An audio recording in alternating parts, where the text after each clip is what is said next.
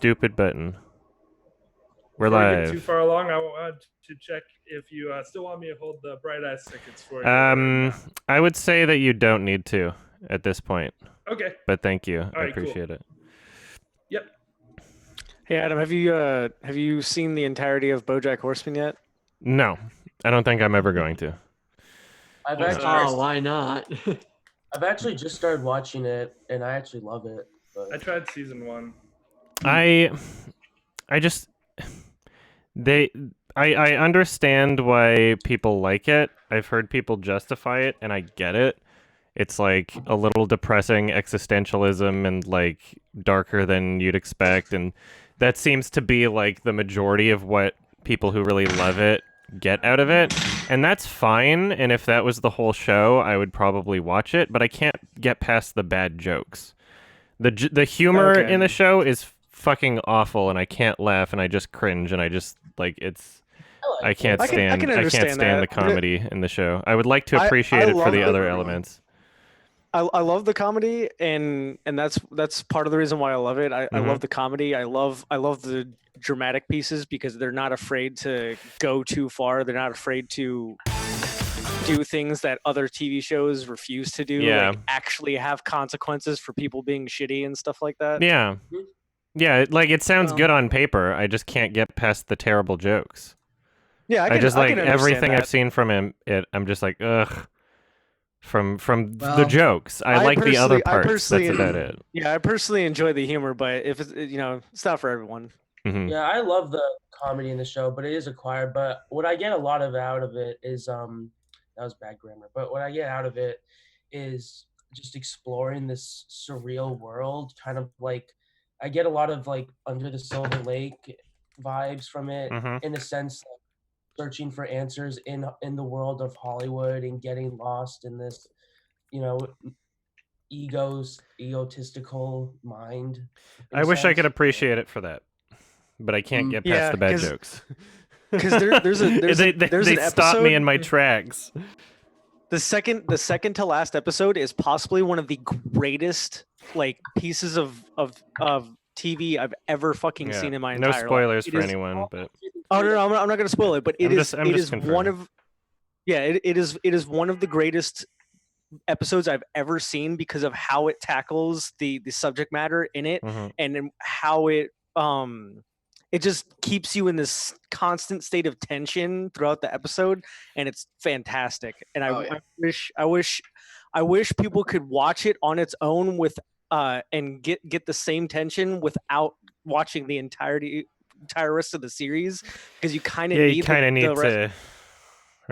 to care about the character in it. Yeah. I mean, what I do like about the show is that it's not afraid to kill off characters.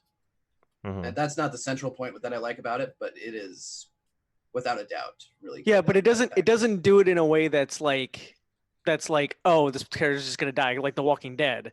It doesn't. No. It does it to affect the characters, and it does it in a way that actually serves the story.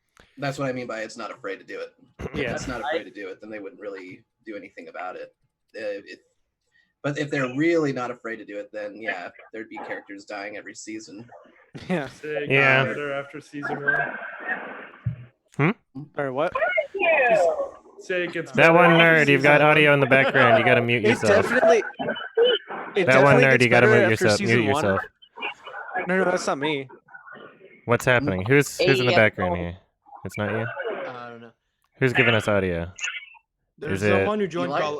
There's someone who joined who's called Ellie, and I believe that's coming from him because it's. Yeah, Ellie, can you mute yourself? Just while you're not talking. I'll be quiet. Bottom left corner. It's the audio in the background.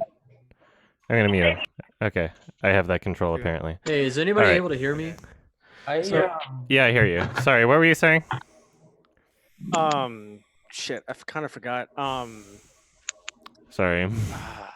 It's all right. I heard that season 6 is great, but I'm only on season 3, so I don't know. I was saying it does get better after season 1.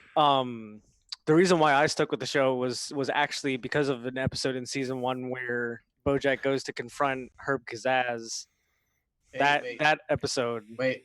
What? Probably should be careful about that one. Yeah, No, don't spoil anything.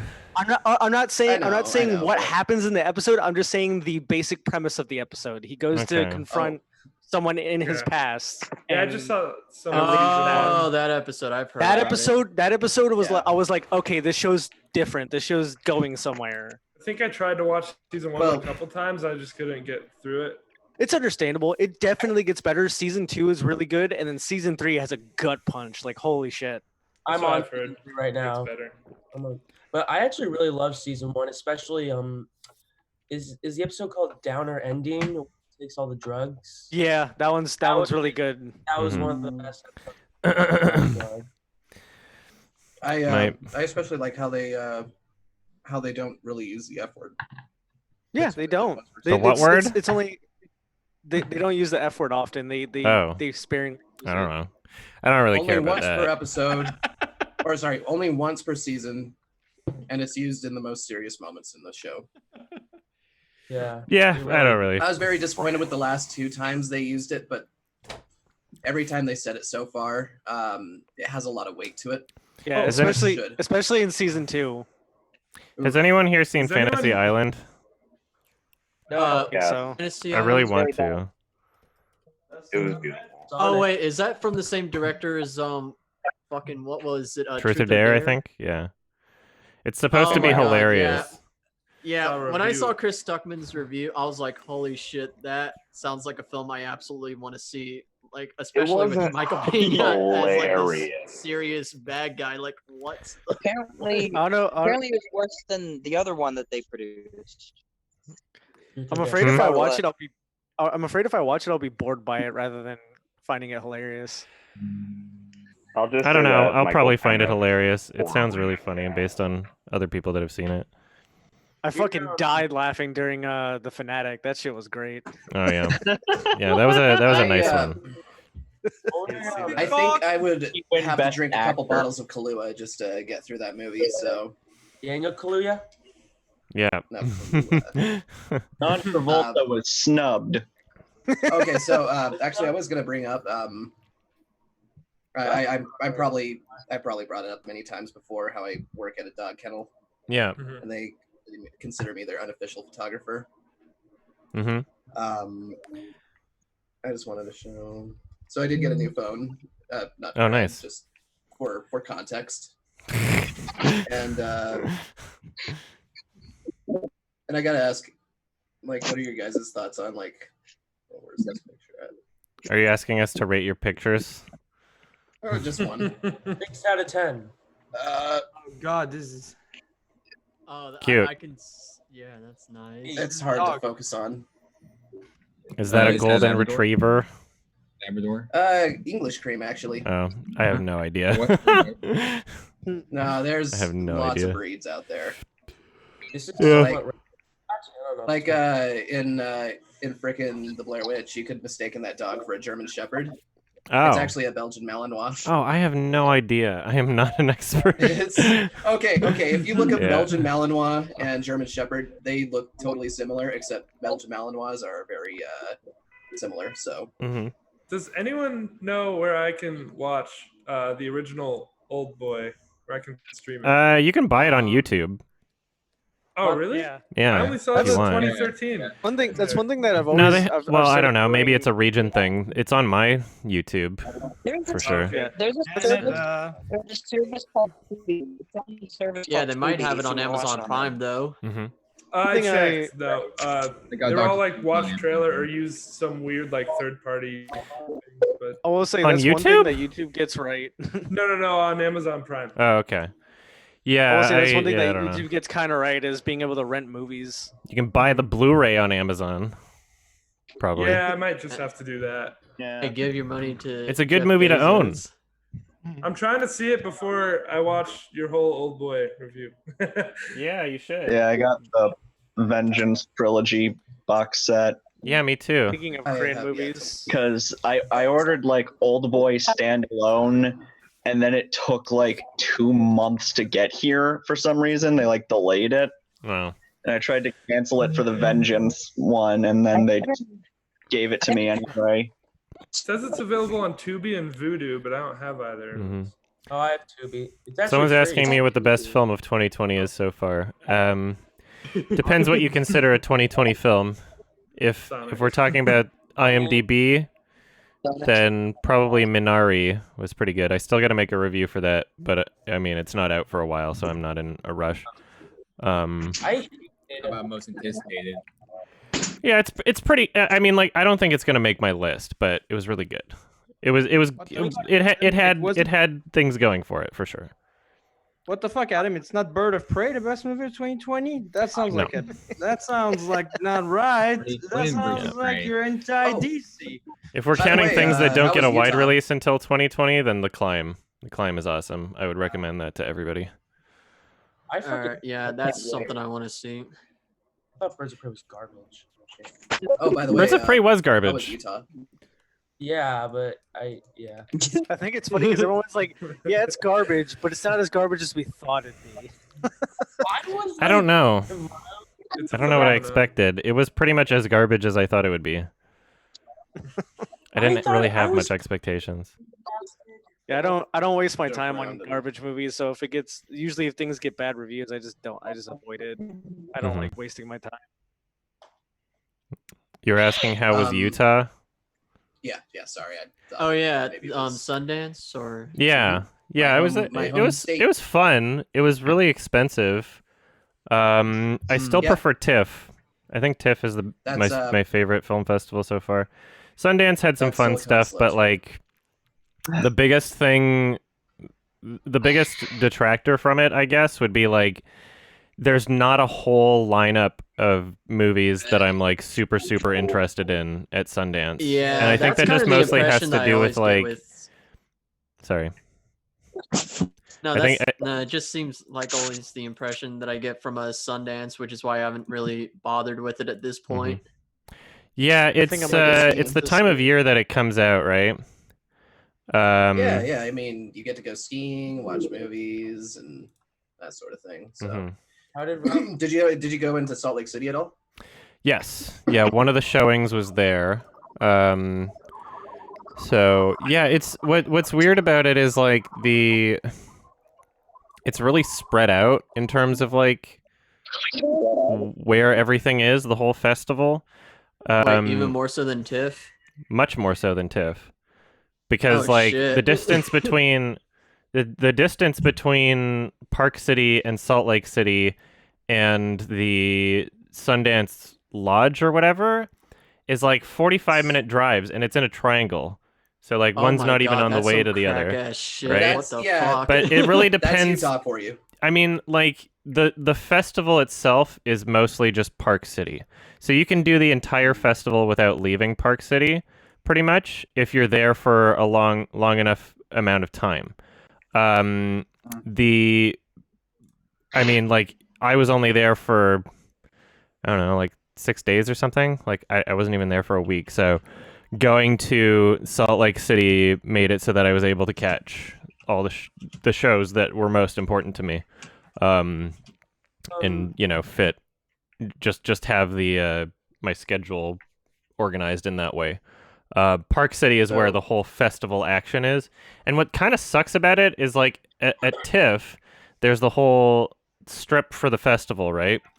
But even though they have like this gigantic like red carpet thing and a bunch of crazy stuff everywhere and like roads blocked off for foot traffic and a lot of that, even though they have that, you can still find like a good restaurant close by at any point in time. Whereas Park City, every single business, it seems, on the strip or anywhere near the strip is like either packed and you can't get in at like any point in the day, or reserved for like industry people, and that's why the other ones are packed, because like the industry people will be like, oh, we're part of this film company, we're gonna do this whole banquet at this, or like whatever at this particular restaurant, and so it's like you have to go out of your way just to like get food, which is kind of annoying. I don't think I've heard of it referred to as the strip though.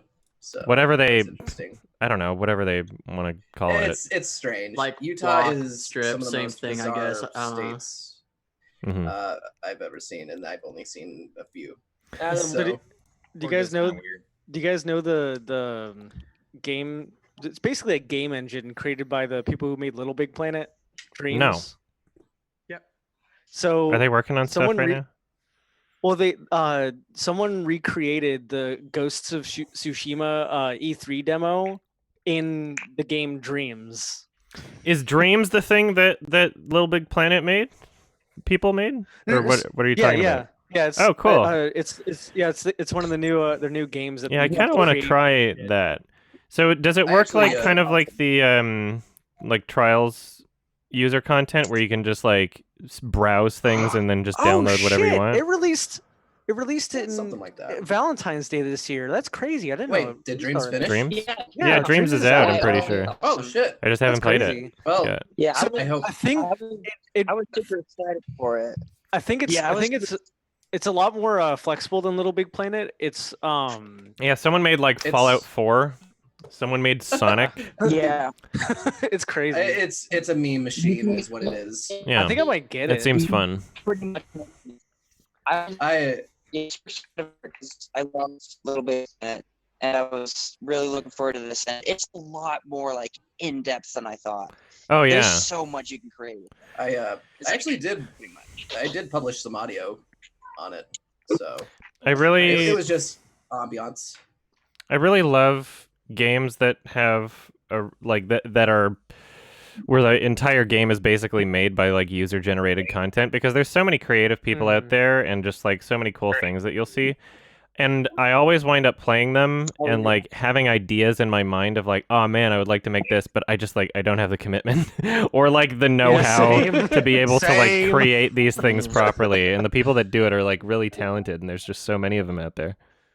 Oh, did you hear how Blizzard basically in their end user license agreement for the new craft was like, we own everything you make out of this game, and any mods or anything our property, and it's like it's a good thing I don't play their games. Fuck Blizzard. Yeah, same. I used to, but I stopped after the Hong Kong shit that went on. Oh yeah. Is the user score on Metacritic like is 0.5 a minimum? Oh, I have no idea.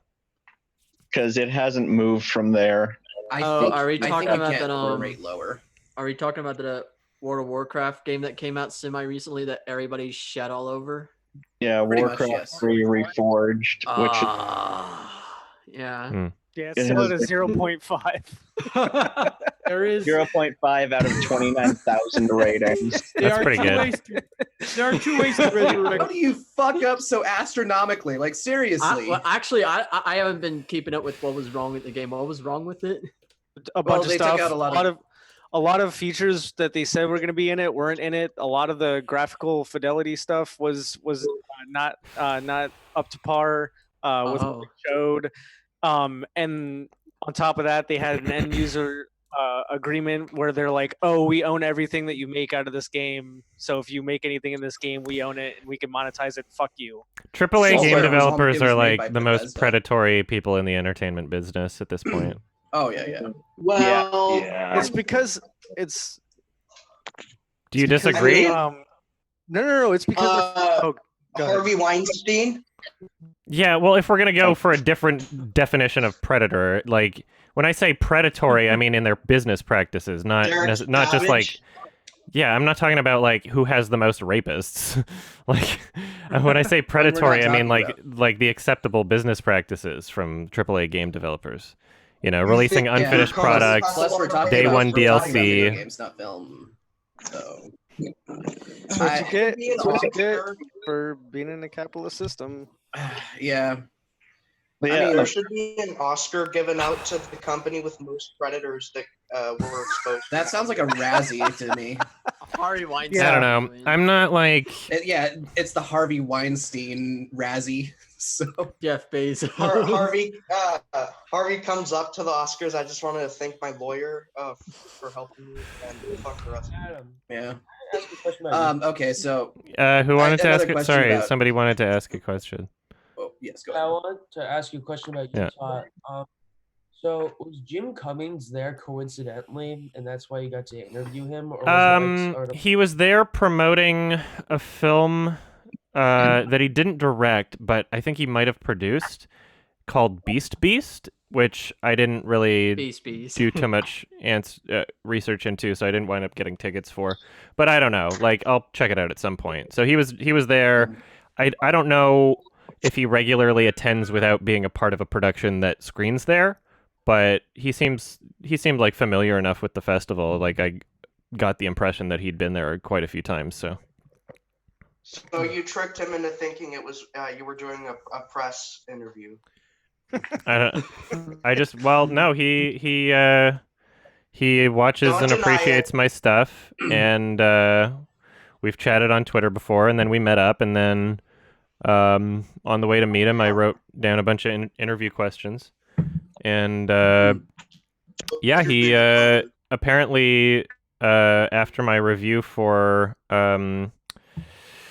Thunder Road, he said that came out at like the perfect time. And that he saw like a huge spike in the sales for it, and he thanked me for it, and Nice.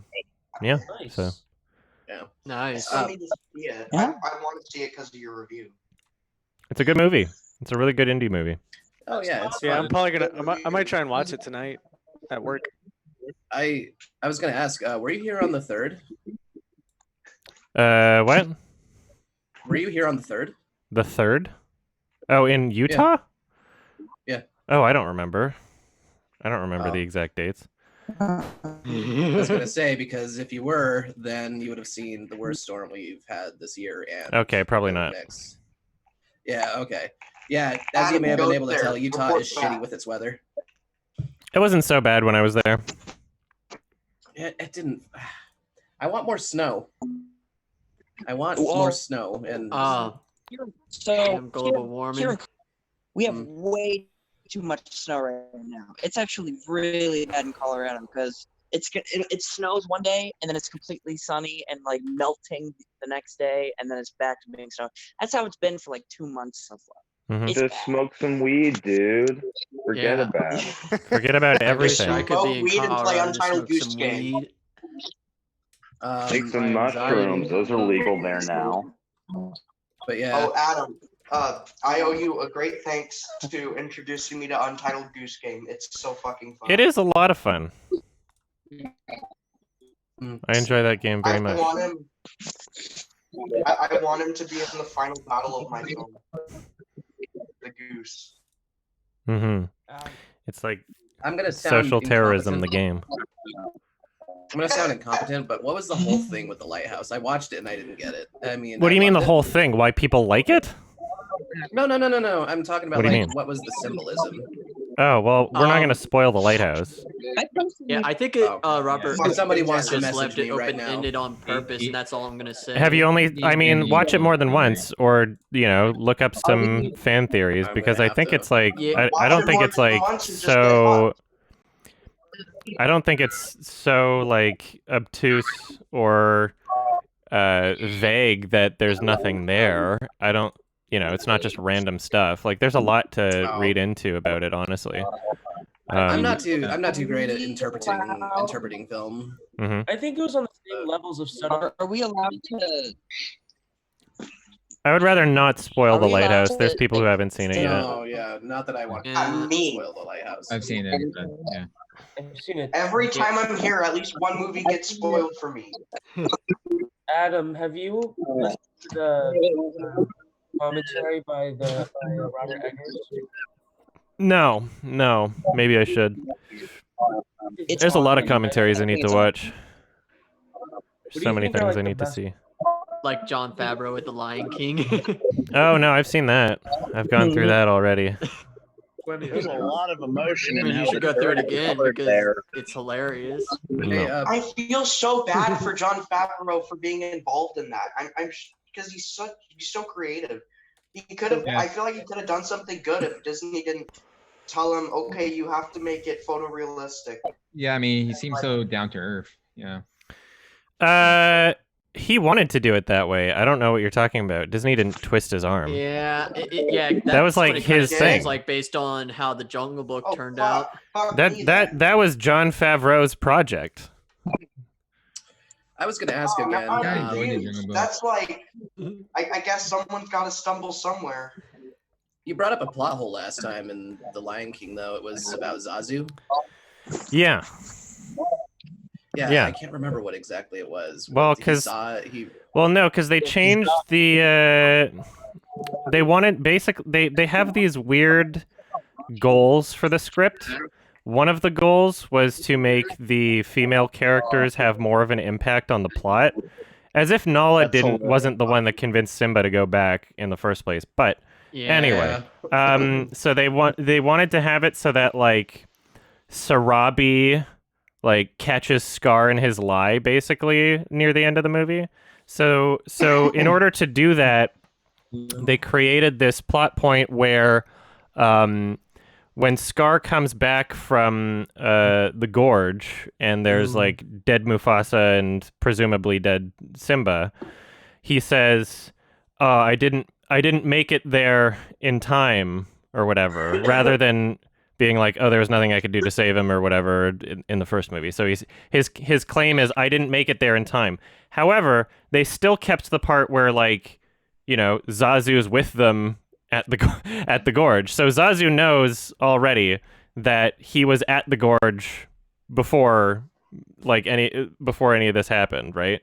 And so which is why when Scar gives his big speech, he is like coincidentally way the fuck over in Nowheresville, Rafiki.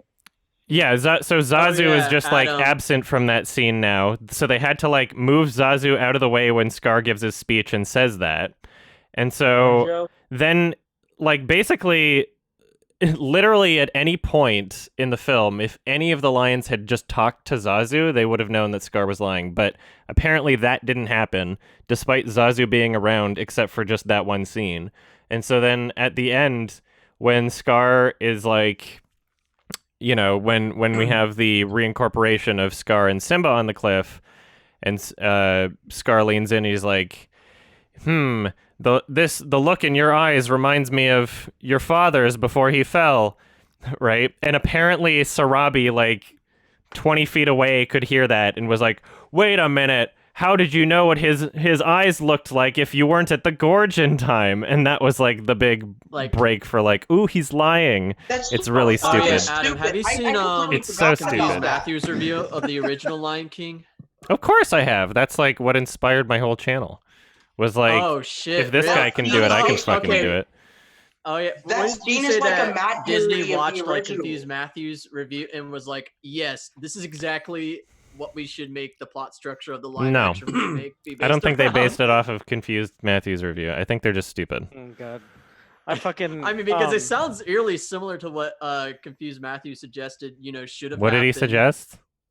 Or he suggested like how realistically people would be like, "Oh yeah, Scar knocked me out," so obviously he's lying, or you know, have people catch on to the fact that he was lying. That's what Confused Matthew kind of suggested. Did Zazu like Scar knock him out though? Because Scar attacked him from the back. Yeah.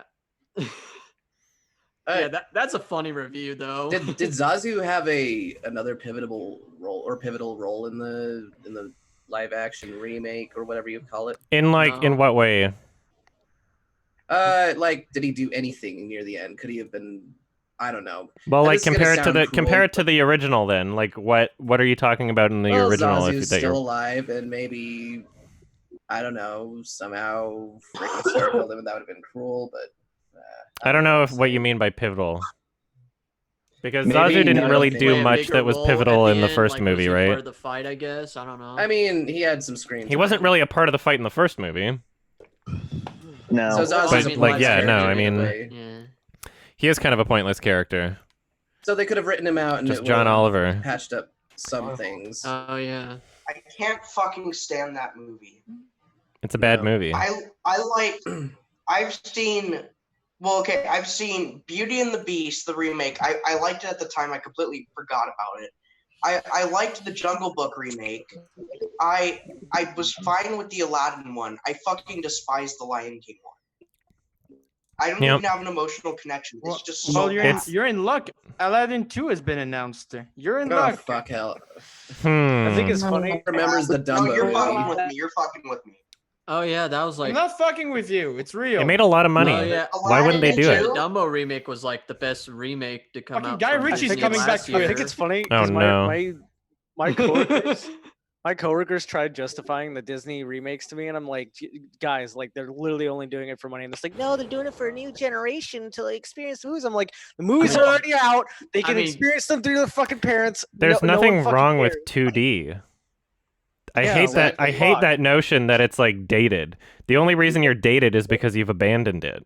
It's not like an art form that should be abandoned because it looks worse. I think. I want my first feature film to be like completely solid animated, just as a big fuck you to Disney. Adam, have you seen Song of the Sea? Song of the Sea? Not Song of the South? What is Song of the Sea again? Is that the Irish movie? Like, yes, Irish animated film. I'm pretty sure I saw it. It was fine. It was kind of forgettable for me, honestly. Yeah, it was pretty sure I saw it. Who turns like his seal or some shit. Yeah, it was like Oscar nominated, wasn't it? Yeah, in 2014, the Princess of Monaco or whatever. I really enjoyed it. Oh wow! I thought it was fantastic. It's pretty good. Yeah, it was good. It had some cool Or animation. Kaguya, yeah, Princess Kaguya. That's what it was. Not Mononoke. What the fuck? There's I think the best movie, like the best animated movie of last year, was probably I Lost My Body, and that's 2D animated. Yeah, I saw that on Netflix. It was good. Yeah. You seen It was in Klaus? Fantastic Fest also. I saw Klaus. It was like the first. I don't know. I really enjoyed the first half of Klaus. I thought that it was like pretty. You know, it had a good tone and pace. It was kind of funny. It was kind of cute. And then the second half of the movie was just obnoxious. I couldn't stand the second half of the movie. So overall, it was 5 out of 10. I thought it was fine all the way through. What blew me away was the animation. The way that it turned. I like the animation. 2D and looked 3D. Yeah. Fucking crazy. I Well, the kind of animators. hope they come out with the version that's just the original 2D animation. That would be cool. Has anyone here seen Makio and the Promised Flower Blooms? I have no idea what that is. No, I have no idea what that is. It's an anime movie. It's pretty great. The animation in it is fucking breathtaking. Wait, what is it called? Makio, When the Promised Flower Blooms. Oh, how do you spell wait, that? That sounds somewhat familiar. Is it Machio? No, it's Maquia. Wow. I thought we were great. Okay. Spelling. Let's see. Is this on my watch no. list? Clint Eastwood endorsed. It is Michael not. I will Bloomberg. add it. Oh no. It is. It's pretty great. Excuse me. For some reason, I thought you were talking about the Flowers of Evil, which is a rotoscoped Someone anime. say Clint Eastwood endorsed Bloomberg? Yeah, I did. Did he? Fuck. Adam, That's so funny though. That's like the most. You know, who fucking cares at this when you watch anime, do you usually do the English dub or the Japanese sub? I usually do Japanese sub. Okay, good. Because the voice actors for Makia's English dub are fucking terrible. Mm-hmm. Yeah, no one's experienced a bad English dub until they've seen the 1966 sequel series to Kimba in the English dub. That is the worst dub I have ever heard in my entire Wait, life. Is that the one where you gave a 3 out of 10 to? I think so. Yeah. That's like it. Some of it's on YouTube. I just search like Jungle Emperor 1966 English dub uncut or whatever, and you'll find all the episodes, and it's the worst dub ever made of all time. It's so bad. It's so bad. Is there a kids dub? Big claim. Oh my gosh. Well, no, it wasn't a 4Kids dub. It was like No, I mean like, is it worse than 4Kids? yeah, it's much worse than 4Kids. It's a show from the 1960s that didn't get dubbed into English until like the 1980s, and then in the 1980s it was dubbed by like the Christian Broadcasting Network, and it sounds like yeah, and it sounds like just like maybe 3 actors playing all the voices, but just very poorly, and like. So it's got like Kimba as an adult, and he goes by Leo, and they try to explain because that's what he originally went by in the Japanese one, right? And they added some lines to try and explain like I go by Leo now. I don't even know if I could do an impression of his voice, but it's so jarring every time he opens his mouth, and he's supposed to be this like noble character that's protecting over the jungle, and he talks like this.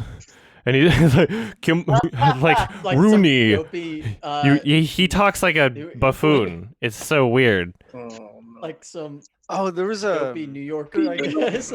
Yeah, kind of like a New Yorker. There's a movie I heard about that was about this little sheep. It's an anime movie, and it's about this little sheep that tries to become a wolf to kill the wolf that killed his mother. And it's like that's metal interesting. As fuck. What is it? What kind of anime do you watch? I forgot. Let me look it up. I don't remember the title either. It was wow, that's a pretty strange. Huh. Sonic's #1 at the box office. Good. Yeah. Good. And SJWs apparently are furious about it beating Birds of Prey, apparently, according to people like Sargon of Akkad or people like that. I don't know. Dude, I'm so upset. Birds of Prey isn't getting enough. What? What? Huh? What was that? Did Adam say something? No, I didn't. Oh, I thought he just screamed yes. Nope. Okay, I'm fucking delusional. I thought Birds of Prey is the best DC movie in the universe. No. It's not high praise, but I think it was. I think they've gotten better and better, like incrementally, and then they really jumped up with like Aquaman and Shazam. Ringing bell. Yeah, Shazam was good. Aquaman was funny, and I ironically enjoy Aquaman for the most part. Birds of Prey was just annoying. I couldn't stand it. Yeah. So Ringing Bell is the name of the movie about the sheep trying to become a wolf. What is it called? Ringing Bell. Ringing Bell. It's like a short. It's like I'm kind of looking forward to the Batman. From 1978? Oh, I've seen this. Oh, I've seen this. Interesting. Okay. Oh, okay. Oh, weird. Is that... Yeah, okay. Can you hear me? Does that have anything to... Yes, I can hear you. Does that have anything to do with the... Because I've seen... Anybody know the YouTuber Goat Jesus? Yeah. Goat Jesus. Yep. What? I know. So like they he used to be around a couple of years ago. He's Goat Jesus uses a lot of clips from this other one that's in the related section called Stormy Night, I think. I don't know. I'm wondering if those are related. The YouTuber Jack Saint did a video on Zootopia. Who? Jack Saint. He did a Jack Saint. He did a video essay on Zootopia, dissecting its on how it portrays race and compares it to like the animals in the movie or whatever, and compares it to that movie Ringing Bell, and how it how they deal with it in different ways, and how Ringing Bell does it is a little more tasteful than how Zootopia does it. Mm-hmm. Yeah, I don't know. You can't expect like metaphor and symbolism to be all that great when it's a Disney kids movie. Yeah. Kind of has to be heavy-handed at a certain point. You can't expect a good movie if it's a Disney. Well, he dissects it in the sense of not saying, he doesn't say it's heavy-handed. It's more of its intentions are good, but the things it unintentionally says via the metaphor just like can unintended. be bad. Okay, yeah, that makes sense. Yep. Donation incoming. Adam, are you gonna go to TIFF this year? Yep, that's the plan. Yeah, same here. Yeah, I think I might go too. Yeah, I'm going. I really wanted to go for ILS, so I think I'm going to go this year. But also, I want to submit my short film to it. Mm-hmm. But even if it doesn't, which it most likely won't, I'll still go. Yeah, it's the best film festival in my opinion. I've been to a bunch, but yeah, I need to go. I really want to go again after going last year. That was a lot of fun. I need to go because I've been to all types of different cons for my interest. I recently went to an audio convention, and I kind of want to go to sort of a movie festival now. Mm-hmm. Yeah, it's I don't know. It's a different vibe than like a convention for sure. Oh, yeah. Like there's many different experiences you could get out of it. But if you're there for the movies, it's really great. Some people are there just for like celebrity watching. I guess TIFF's also pretty good for that, but I'm not really interested in that kind of thing. I'm glad I can finally, watch movies without people fucking talking. Yeah, audiences are much better at film festivals than in general population. Yeah. I went to Korea for a year. For a year, and they're just dead silence throughout the entirety of the movies. Every single time, even during Star Wars, it's just dead silence, and I loved it. I liked Episode 9. We're not talking about Star Wars. Star Wars. Yes. I am. I don't care about. No, you're not. I'm gonna mute you. Never even got Star Wars. Even mute you. You're really that sick of it? Yeah. The only thing I'll say is Rian Johnson should have been the director from the start. Yeah. Ryan should have had his own trilogy. We're not talking about Star Wars. We're not doing it. All right. Am I excited for Kaufman's new movie? Yes, both of them. That Chaos, like for the I'm thinking of ending things is coming out on Netflix or whatever. Super hyped for that. Unironically, I think it's going to be, well, I don't know. I trust Charlie Kaufman when he has creative control. The other project that he wrote for, where he Chaos Walking. Yeah. It's been delayed like twice now, and it's coming out next year. It's been ready since like a year or two ago, and they're literally just like, we don't know what to do with this piece of shit. They're trying to edge us. They're getting us ready to shoot our load, and they just keep denying us. They keep edging us, man. Seems like they're going to release it very quietly. Probably. A movie that's kind of like Star Wars that's coming out later this year is Dune by Someone confirm my mic's working. Oh yeah, Dune's coming out this year. Holy shit! Yeah, your mic's working. That'll be the better Star Wars. Oh, isn't that? It's working, yeah. Denis Villeneuve. Let me say it. It's Denis Villeneuve. Dennis Villeneuve. I was trying to remember how you pronounced it. I was trying to remember. God damn it. I don't want to. I love Denis Villeneuve, but like, holy fuck, I don't want to sit through another like 4-hour movie. Holy hell shit. Yeah, I do. What do you mean? Sit through it. What do you? Blade Runner 2049 wasn't 4 hours. No, I was being hyperbolic, but I do enjoy. I mean, it didn't even feel long to me. It's an embarrassment of riches. We get like a long hyperbole, Adam. Never mind. I know. It didn't even feel long. Yeah, and I love Blade Runner 2049, but there's sometimes on rewatches where I'm just like, I just wanted to speed up a little bit. I'm kind of excited about like the visuals, like there's going to be like a giant worm, and I'm just wondering how that would be like. I'm honestly just really, I'm really happy that I have not read Dune or watched David Lynch's Dune. So now I can experience the story for the first time with the Villeneuve version. Yeah, I've only seen clips of the other one from Alejandro Jodorowsky's Dune, yeah. And like even that didn't really spoil the plot. All I know is like there's a drug called spice and some shit. Well, I mean, there's a worm. And how it inspired some of the great classics. Yeah, that's a film that I hope gets shown at TIFF 2020 this year. Yeah. Dune?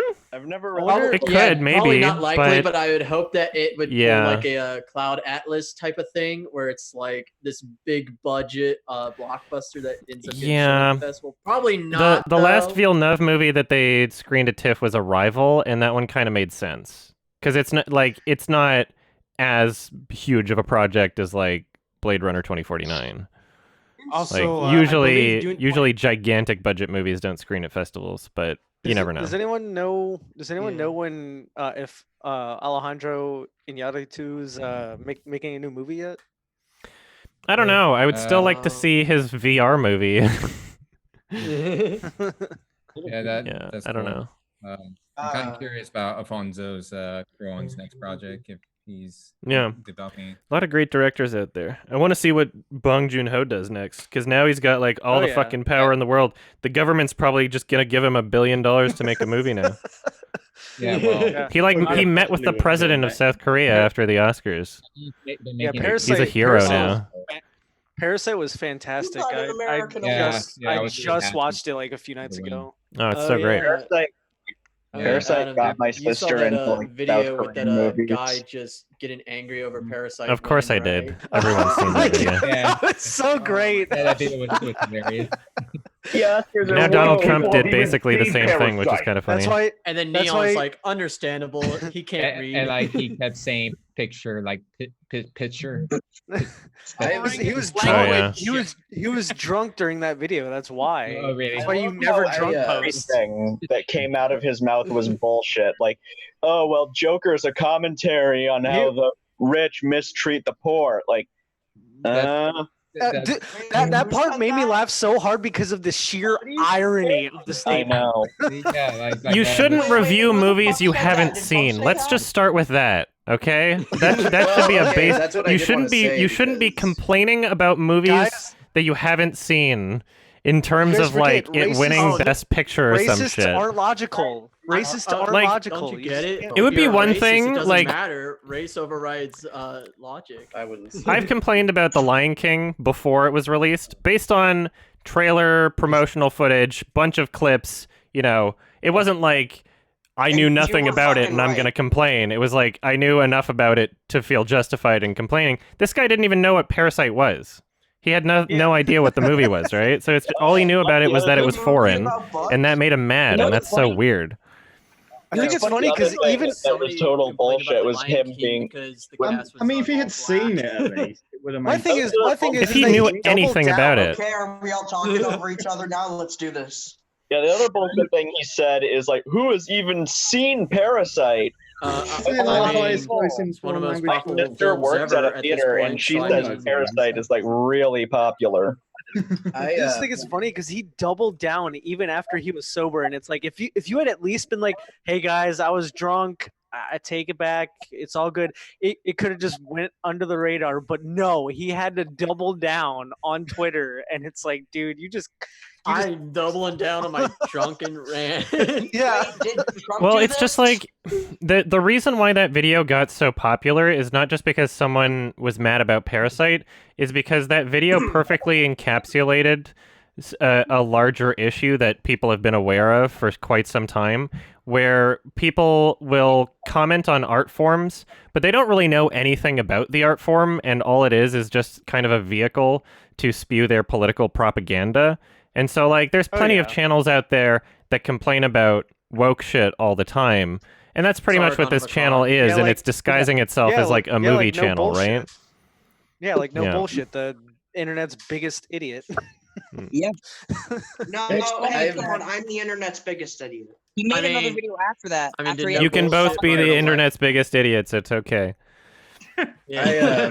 I mean, Sargon, he fucking ran a campaign and, like, completely bombed and took the whole party down with him. He killed an entire political party.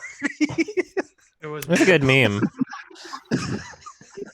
And he's still commenting on the 2020 U.S. election as if he's, a valid voice on that matter. Oh, no, after losing a campaign himself. I love the clip of him losing his shit over something Bernie said. It's like the most benign shit. I'm sorry, I was kind of miles away. Who is this? Sargon of Akkad. Wait. Can someone tell me who the fuck posted that racist Parasite Twitter video? You can just search it on Freakout. Yeah, search on YouTube. Search on YouTube. Oscars goes full woke. Yeah. Yeah. Oscars I think for it's Parasite. Install ad block first. Well, Yeah, that guy I think it's hadn't funny. seen the movie. I think it's funny because that video has more dislikes than his subscriber base. Of course. Yeah, well, I mean, so maybe content creators have covered like his like rant and like on like regular media were joking around about that and critical also. So. Well, it was just such an easy video to dunk on, so everybody did it. Yeah. It was like the easiest. It was like the biggest easy target dunking thing to ever exist, and there's like nobody really except that can for like. Michael Bloomberg on the Democratic debate stage, but you know. Yeah, that too. Nobody can answer me. Is this Trump who said this? Well, he said it after that. Like He basically said the same thing after. But no, it's just some random neckbeard on YouTube. Robert Trump was mad about it being South Korea, apparently. Well, I honestly don't think Trump had an actual opinion on the Oscars. I think he was just pandering to his base, which is like, there's no way Gone with the Wind is his favorite movie. He knows he's just talking to old farts and getting his base riled up. So that was literally the point of that. Everyone knows that Trump's favorite movie is Boys in the Hood. Gone with the Wind is his favorite movie? Well, he acted like it, but I love that. No, I don't know. He didn't actually say that. He was literally like, "What? A movie from Korea won Best Picture? How about we have more things like Gone with the Wind? You know? Oh, yeah, how about we do more things like films. that?" And so, yeah, like basically what he's doing is what he's always been doing. Like that's basically "Make America Great Again" in a nutshell. The slogan is like, "Hey, old people, remember how things weren't so different when you were younger? You want to go back to the good old days, right?" And that's his whole political campaign right now. So Remember Lincoln, guys? yeah. Yeah, shit. You know, I remember Steven Spielberg's Lincoln. No, I don't think anybody does it, except for like the Daniel Day-Lewis performance. But aside from that, no. Something about like South Korea screwing us over in trade, and it's like the award didn't go to South Korea; it went to someone who is South Korean. Well, I mean, yeah, best international it's a weird, film it's to a South weird Korea, but... thing to complain about. Well, I remember reading somewhere. He's a fucking incompetent buffoon, anyway. Yeah. I didn't realize this guy didn't see Parasite when I watched. I watched like half the video. I remember reading it. Didn't even see it. He didn't even see it. Trump is just that Simpsons meme, old man yells at cloud.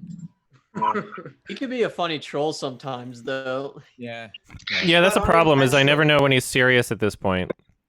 I mean, not like that's any different from the 2016 or when he's campaign. Sober, you know, on drugs or booze.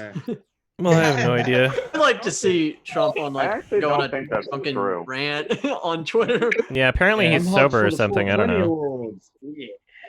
No, like he's like super sober because of his brother. How long were Lincoln and JFK in their terms before they got assassinated? No idea. 20 years.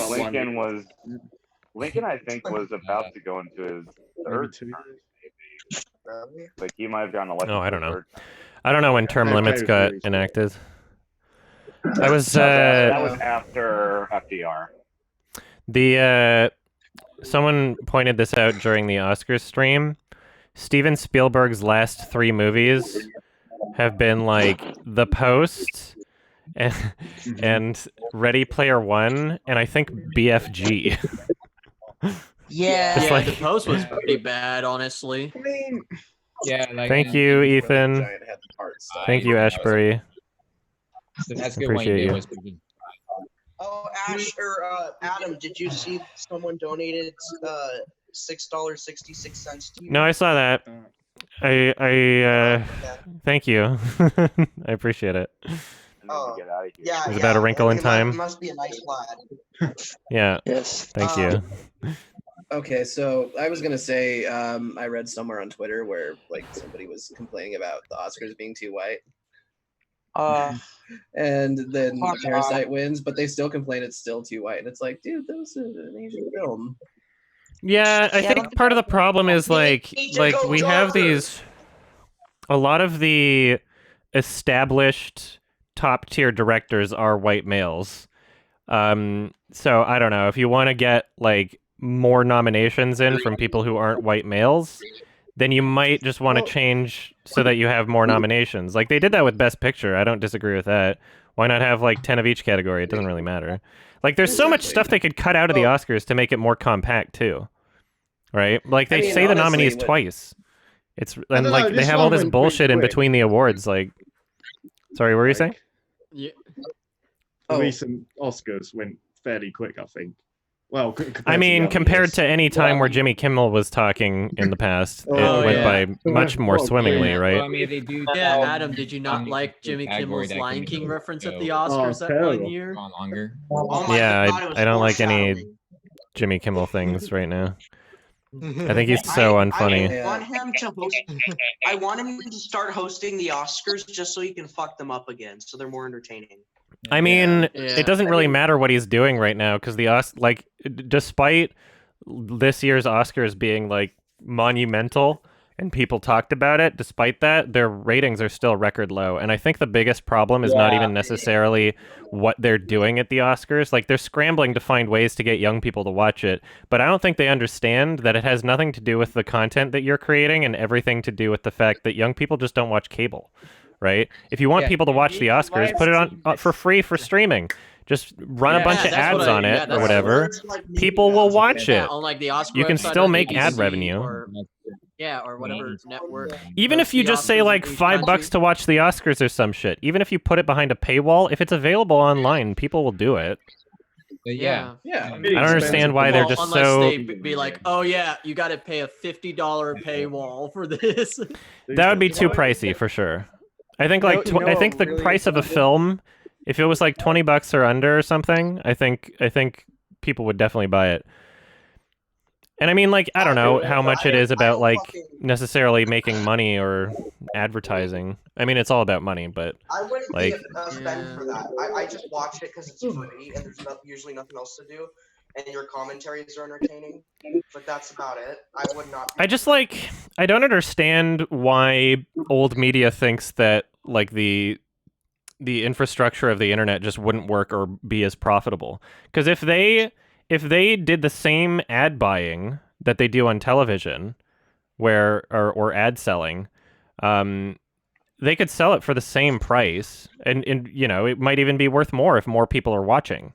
I don't understand why they can't just do that. It doesn't even have to be like just ads from YouTube. They can have their own like pre-recorded ads in there the same way that they do with television. I don't understand why that's not possible. Apparently it is, but they just refuse to do it. They're so behind the times. This year's Oscars is brought to you by Raid Shadow Legends.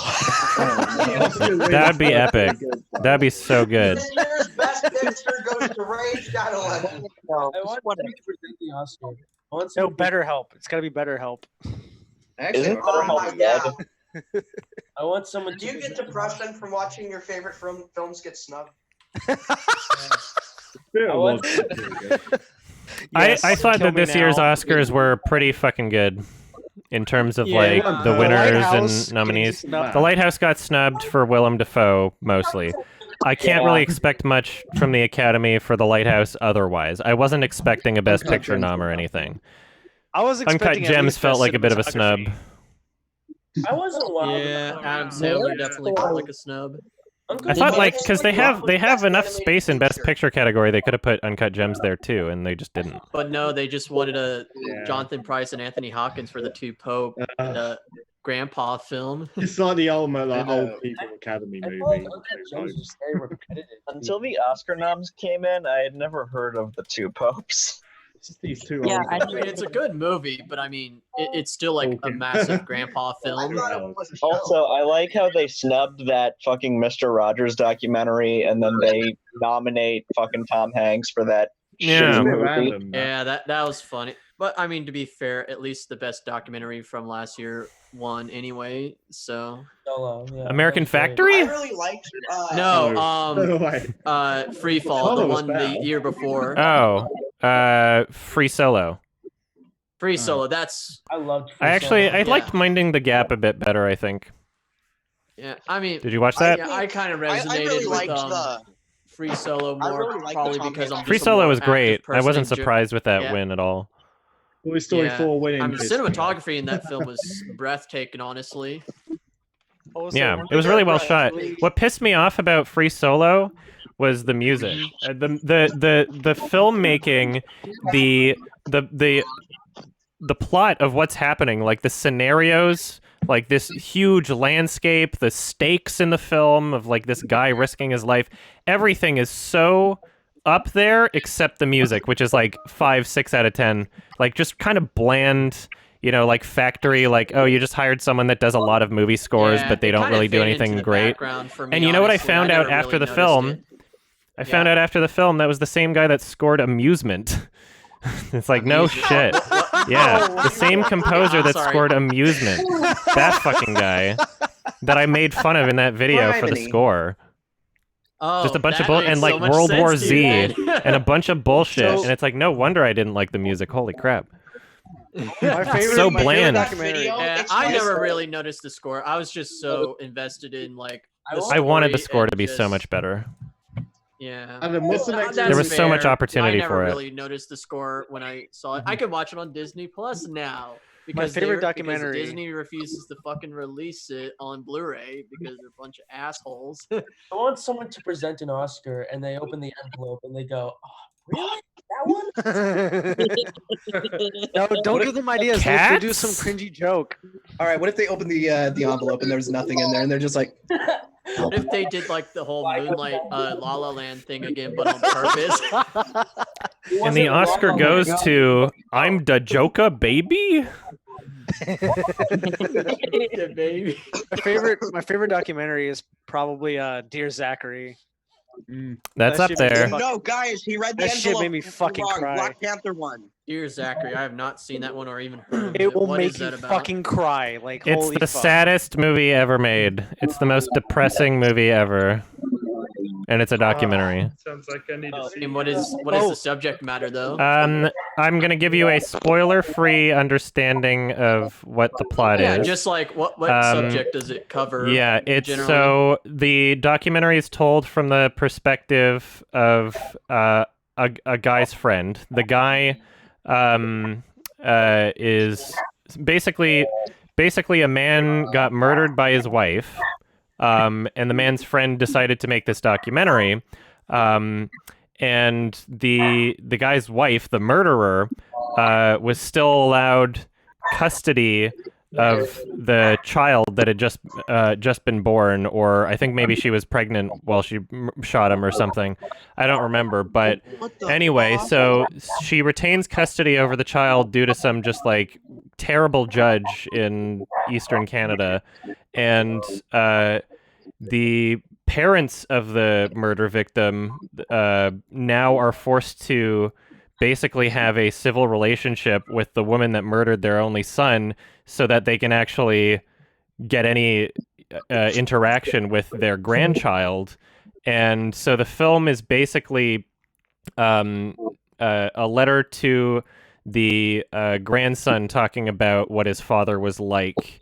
And that's the basic plot synopsis. It's so and you shouldn't good. look up anything more than that. Yeah, but yeah, the way it's like that you described the murder. That sounds like some Gone Girl shit. It's heartbreaking. Yeah, it's so good. Gets that reference. Yeah, don't look up much Adam, about have it. You got the plot synopsis. That's all you need. Called? Again, what movie was YouTube this? and Prime. Dear Zachary. I haven't opened it yet, Okay, but I bought the Criterion for Roma. That's such a cliche title, though. What is? The start of a letter, like addressing someone. I mean, the full title. I think is it works in the context of what the film sounds like to me. So I mean, I'm Yeah, not yeah. complaining. The full title is Dear Zachary, a letter from his father to his son. A letter to a son about his father. Oh yeah, Yeah. yeah. But Yeah, you idiot. Get it right. have you seen Lake Mungo? No. Lake What is it? Mungo. It is pretty good. It's a mockumentary from Australia. I like mockumentaries. About a girl that was killed and their family dealing with the grief of losing their daughter, and it's really cool. And there's okay, never mind. Apparently, I have tried watching it. I gave it a 5. That means I didn't make it very far, or I just forgot about it. Sorry. I thought it was pretty. Joel My Anderson. favorite mockumentary is Bohemian Rhapsody. I'm just kidding. I like it. I like Bohemian Rhapsody unironically. So you Adam, it bad. I thought it was some of the most retarded movies AIDS, yo. in recent days. I like it. I like it. Well, I didn't. That's a mean movie. I can't like. I watched the Pixar Story. I really enjoyed that one. Yeah. That was a neat little surprise. I wasn't expecting to like a movie that much called The Pixar Story. It was really inspiring because that's kind of like the industry I'm kind of pursuing into right now. But it's really cool to see. Yeah, Dear Zachary just got like a Blu-ray actually very recently. This is from Oscilloscope Laboratories, and what's really cool about it, it was originally mastered in. I'm just going to read the back. Originally mastered in 29.97 frames per second standard definition video and stereo in 2008. For this new edition, director Kurt Keane revisited the original mini DV files, Super 8mm and 16mm transfers, and converted them into 24 frames per second HD video. So he basically took all of the source footage, even though the movie didn't exist in HD, he took all of the original footage and then like remade the movie using the better quality transfer, which I think is really cool. It's like all you need to do is just find the same clip and then put it in again, just with a better transfer. I know 2020, because I know it premiered at Cannes last year, but are you excited for Gaspar Noé's new film, Lux Aeterna? Yeah, I'm... I don't know when I'm going to be able to watch it. I don't know what kind of a release it's getting. Is it getting a release? Like it's been out for a while.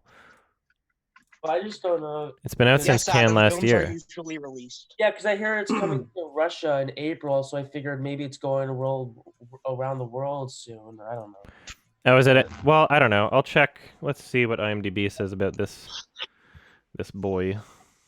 I mean, I'm kind of scared to watch it, but yeah, Karsten said some good things about it. I don't know how much it'll affect me, but yeah, it's like really short too.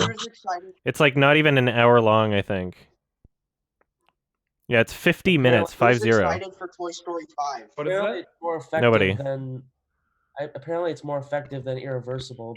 But that's what he says, but I don't know who's. I don't know how. I think he said it was like more effective than Climax. Also, I don't know how much I'm gonna agree with that, but we'll see. Russia, April 9th. That bullshit with Angry Joe putting Climax at #1. I find it funny that his favorite and least favorite movie of 2019 are both my favorite movies of 2019 and 2018. Yeah, I noticed that. So Climax was a 2019 movie for him, but it was a 2018 movie for me. And Climax was his least favorite, and The Lighthouse was his favorite movie of the year, which is, I find that very interesting. Certainly. Who said that it was his least or their least favorite? Angry Joe. Angry Joe hated it. Oh yeah, He I saw it, hated and it. I was like, man, The #1 Suicide Squad he fan. was not. He just wasn't the right demographic for that film. Well, that was Yeah, I would never recommend Climax to Angry Joe. Didn't he also put The Lighthouse at #1 though? Yeah, exactly. I'm surprised he really liked. Well, I don't know. Films and he was like, It seems a lot of people really liked film The Lighthouse. I think The Lighthouse has a lot to offer.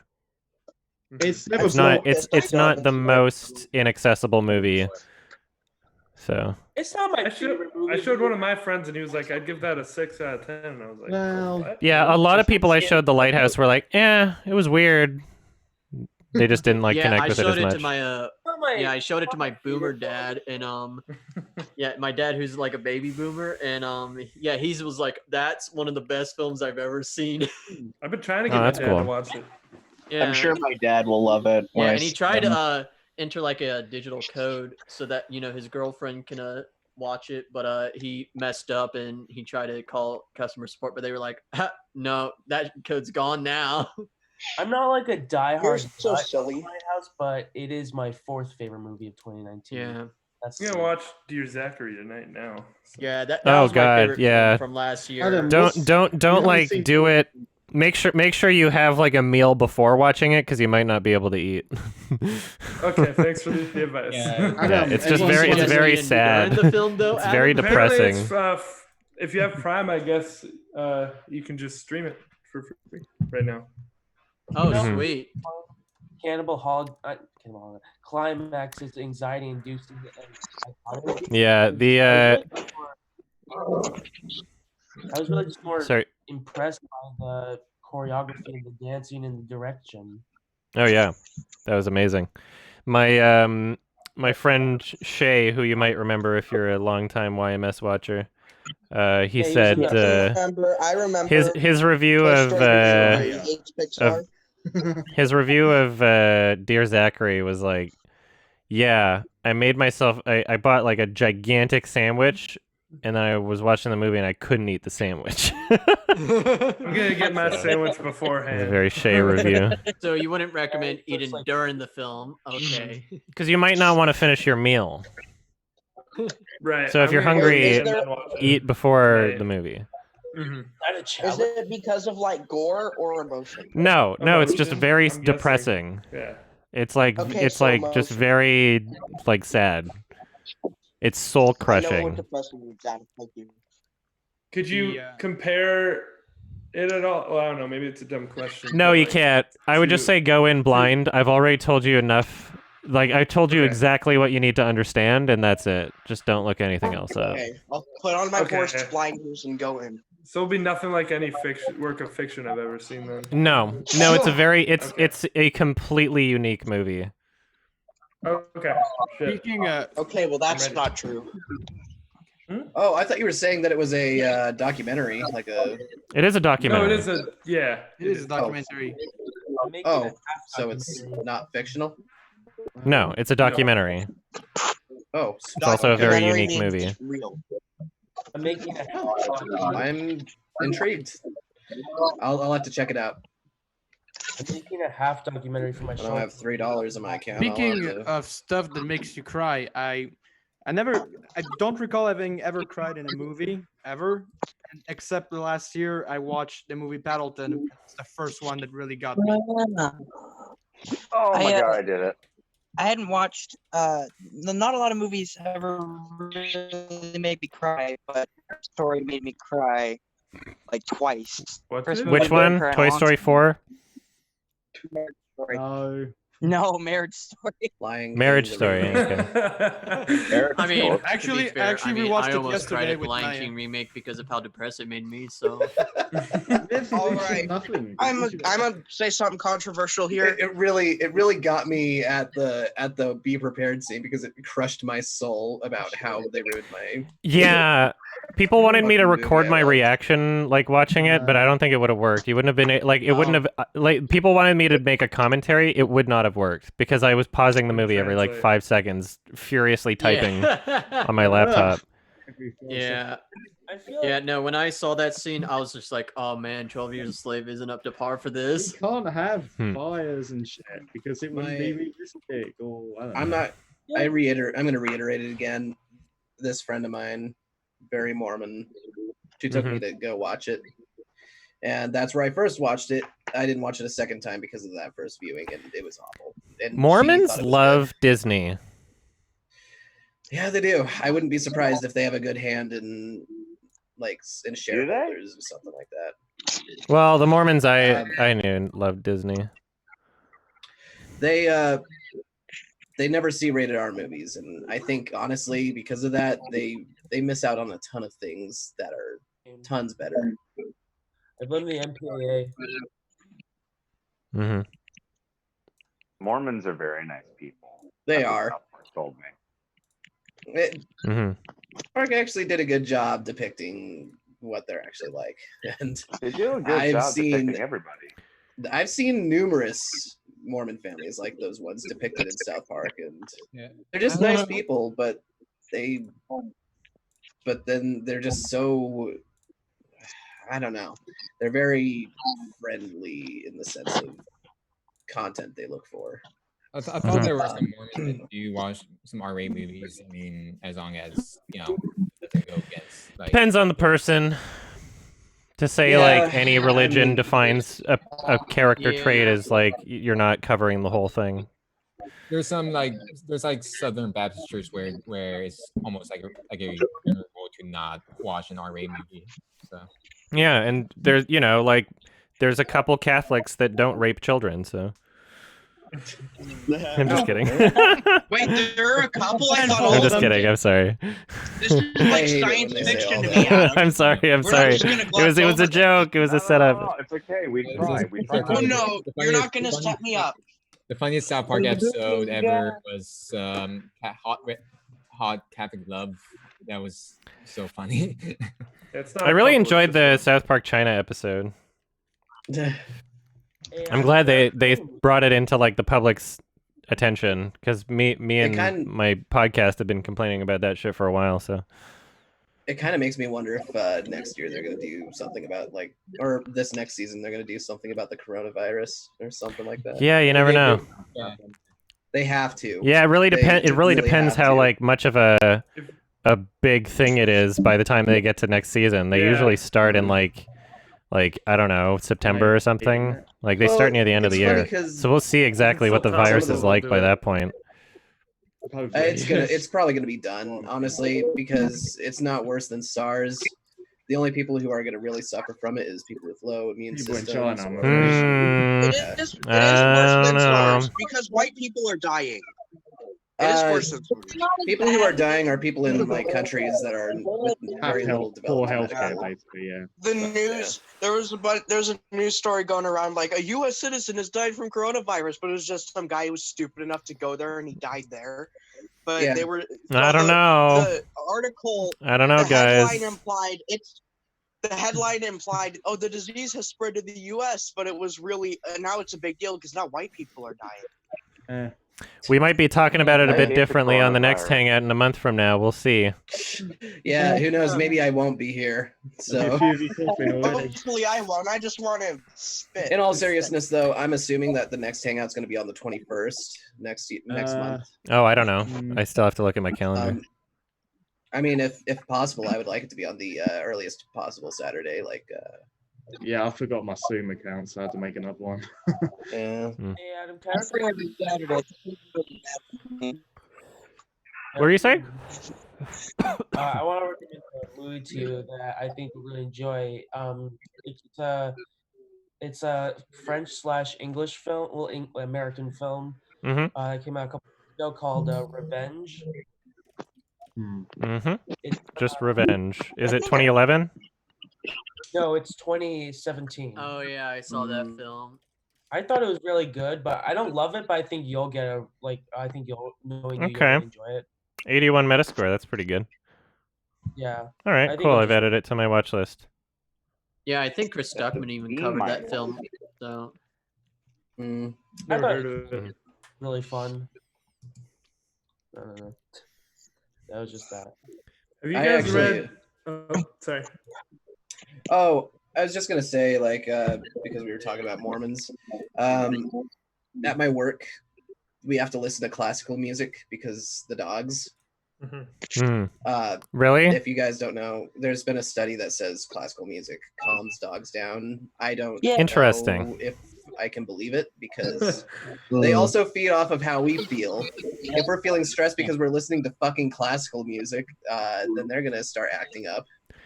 But anyway, it's play Death Grip, see what happens. Channel. Oh yeah. Anyway, so it did make me think, because we listened to this radio. There's always this boring announcer after each song that plays. It's like, it is currently 20 minutes after 9 o'clock, and oh no, it is 60 degrees outside, and it's like, shut the hell up and get on with the fucking music, okay?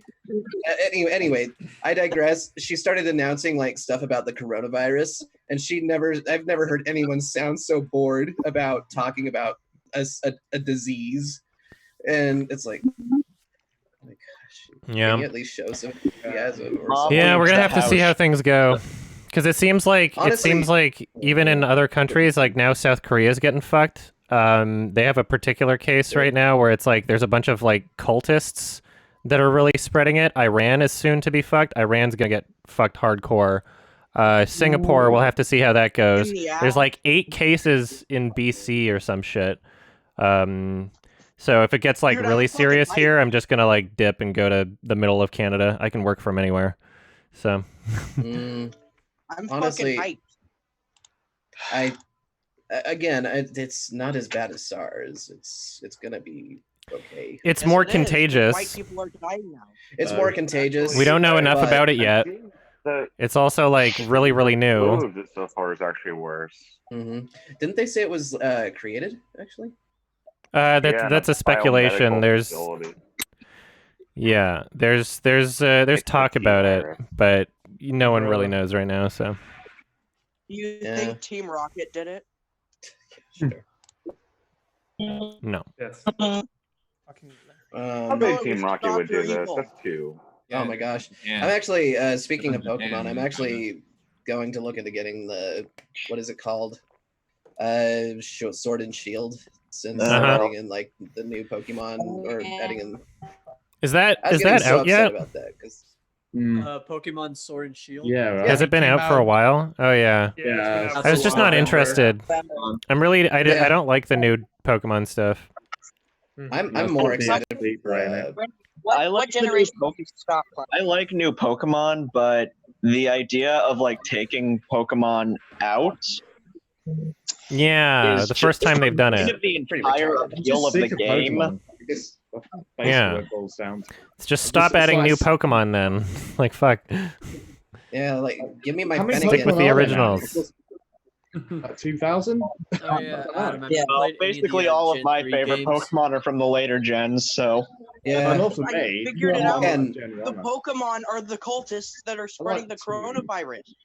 Yeah. Okay. I stopped after Black 2 and White 2. I was so disinterested when I found out Fennekin was not added in. I was like, fuck that. I'm gonna be back in like a minute. I gotta use the bathroom. I'll be right back. Okay. But like, yeah, I got X, and that's the first Pokemon game I've ever owned. And I was like, yeah, I'd like. Yeah, X and Y was like the first time where I was like, this Pokemon's just not doing great anymore for me. I mean, it's like how I looked at Banjo-Kazooie Nuts and Bolts. I've never played anyone before him, but I was very happy with it. I'm like the only one who feels this way, but I think after Emerald, like when they went to the DS, like I lost interest. Yeah, Diamond and Pearl's my last. I love the DS ones. After Black and White 2, I kind of lost interest. Yeah, favorite generation's always kind of my least favorite gen, honestly. Again. And then it kind of got a little bit better, but it's like it never really truly recovered after that. Yeah. I played a little bit of Sun and then never really got back to it. Yeah. Again, Not because I didn't like it, I just kind of didn't feel like it. Platinum and Soul Silver and Heart Gold for me were the last really, really good Pokemon games, honestly. Yeah, I think they never beat Gen 2. Hello. Again, I've started on the later Yeah, ones. They got way easier. I don't know. I started What's on that? Gen 3 We just get unless you count Pokemon Stadium and N64. Yeah. No, Adam, did you try to play any of the Pokemon games outside of the first 2 gens or no? He's not here. Yeah, Oh, I made it like halfway through Black and got bored.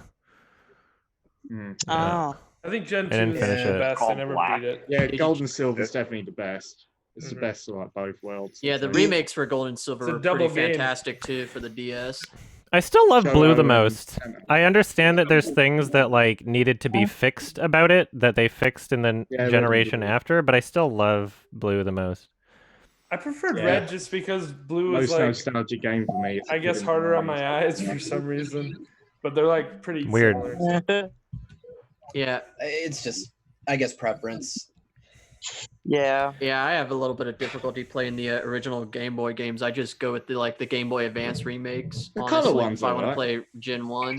Oh, I do It's like gonna- Fire Red, Leaf Green. Yeah. It's gonna sound like a weird sudden complaint, but I fucking hate being double jointed in my thumb. Adam, have you played any of the spin-off Pokemon all, or just the mainline ones? Spin-off Pokemons? Oh, like the dungeon, whatever, mystery dungeon.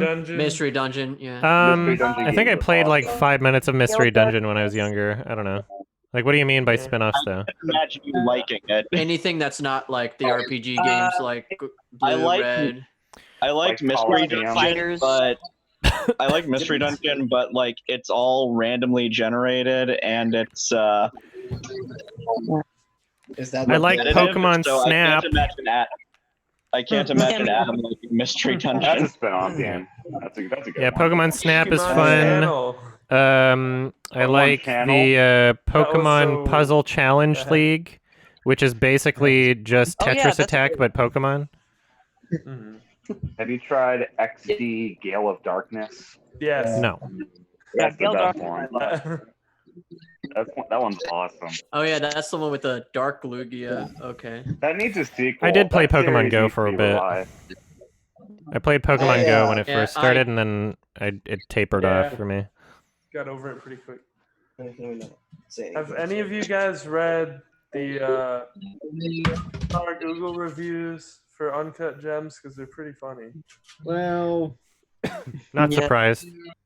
I'm reading one about Adam usually has funny yelling scenes. This movie is just him screaming all day. well, it's not gonna be everyone's cup of tea, that film. That's basically what I'm gonna say. Right. They're like, I love Adam Sandler, and I get why. Apparently, Uncut Gems is like in the top 10 for like most swears of all time for like movies. 400 F words or something. Yeah. Really? Yeah, it's like I don't even notice them really. It's so weird because like sometimes there'll be movies that are like incredibly profane or like sexual or something like that, and it doesn't affect me at all. And then like if I show someone else, like if I show it to my mom, I just forgot the entire like because I don't think about it, and then when she's watching, I'm like, uh-oh. Yeah, it's Oops. like an old people thing. They don't watch Yeah. it. I forgot Yeah, that there I was tried all showing the it to my dad, and profanity. he just hated everything about it. Didn't He you say just- like your family is like, I wouldn't say like religious, but they have like some kind of a faith, right, Adam? I'm not sure at this point, but I don't really. I'm not like gonna pry about it, so I usually not don't that ask I those wouldn't, kind of yeah. questions. No, it's just because like usually that's where a lot of that. Oh, why do you watch this stuff? Comes from. It's Yeah, I don't usually know. From like. I feel like Uncut Gems is kind of overrated because I just felt like it was very repetitive. What movie? Uncut Gems. Oh, I don't know. I loved it. One of my favorites last year. I missed the first hour, but I didn't know. I thought it was really good, but I love Good Time better. I haven't seen that one. I really like Good Time, but I prefer Adam Sandler to Robert Pattinson, honestly. It might be an unpopular opinion. There's a about when I saw Uncut Gems, kind of short. When I stayed at the Century 16, which we all know what happened a couple years ago there, and we got like 30 minutes into it until this guy in like the bottom row was like banging on the walls and like What? shaking around, and he was all like, "I hate Century 16." Oh one at yeah, the and he was theater? all That's like, weird. "I hate Century, fuck Century 16." The one that got shot, and I'm all like, and then me and my friends were all like, "Yep, we're getting out of here." That's that's really weird. Homes on our hands. wait, this guy was like yelling for no reason, or Yeah, he was just. I don't know. We don't know I what's used going to on. be roommates with someone like that who would like scream the N-word and like homophobic shit in the middle of the night. To himself? My favorite pastime. Maybe he has Tourette's. He screamed loud enough for everyone to hear, and he would get like really mad about the dumbest shit. I kind of fucking hated that guy. Some people have anger issues. Some people don't know how to like grow up. I go on rants. Don't get me wrong, but Really like. hated me. I asked for a couple of ice cubes in this drink, and you only put in one. Yeah. My Yeah, dad- some people are just like really easy to set off. Well, this guy also said like the grossest shit imaginable. Like all the people that got shot in Vegas deserved it because they wasted their life gambling. Like this guy was just a piece of shit. Like honestly. Yeah, weird. Yeah, usually I don't know. Sometimes I think of a hot take for like some sort of recent tragedy, and then I'm like, no, I'm not gonna tweet that shit. Like, no matter what, it's like you're not gonna look good.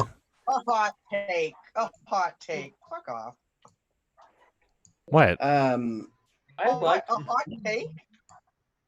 What do you mean? Why are you upset with me using that word?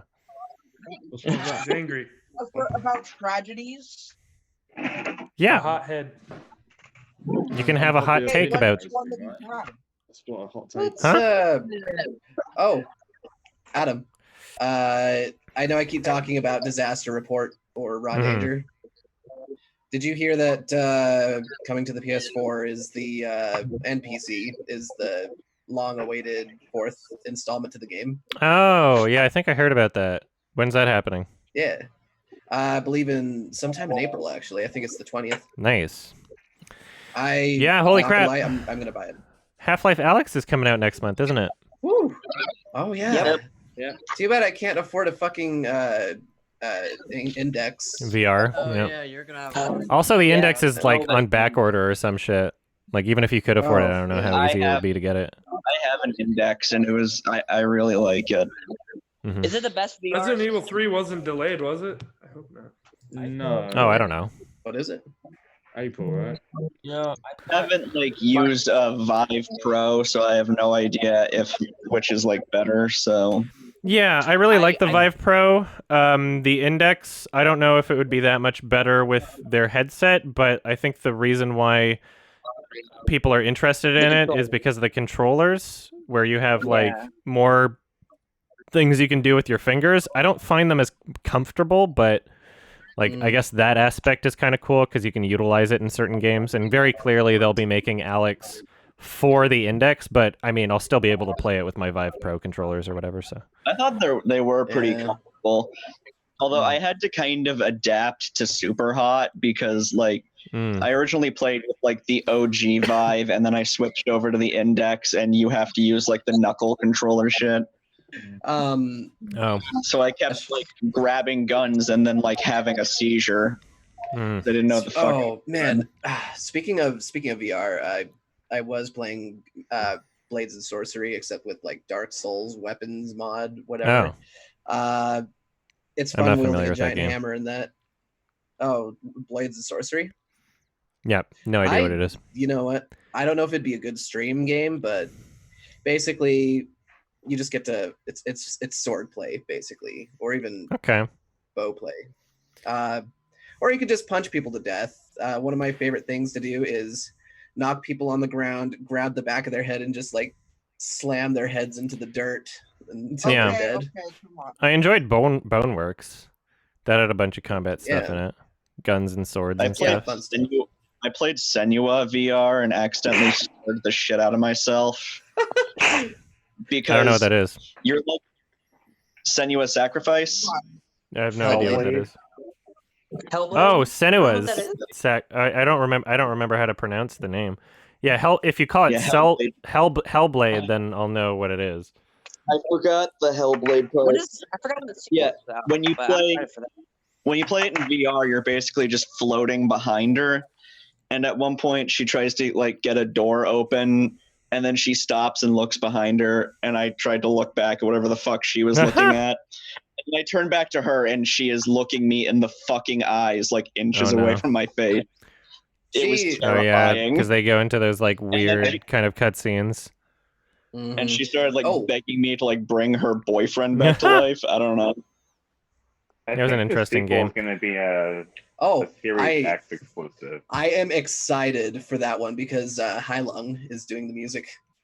No idea who that is. And if nobody knows what Hailung is, okay, yes, Hailung is this experimental proto-Viking band.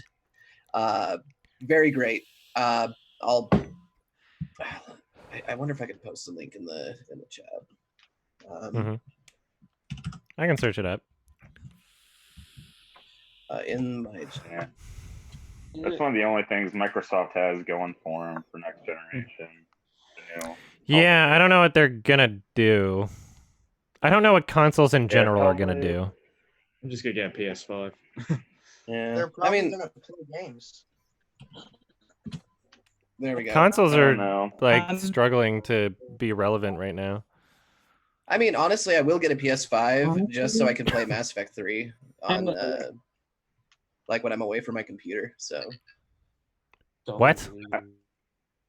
Can you not? If I'm away like, from what? my computer, because Mass Effect 3 exists on like other platforms. Okay, this is very strange to say. So I live at two places. One place I'll typically leave my computer. That's why you always see my background changing, is because Anyway, I just take the PS5 over and maybe play. I don't understand what that has to do with Mass Effect 3 though.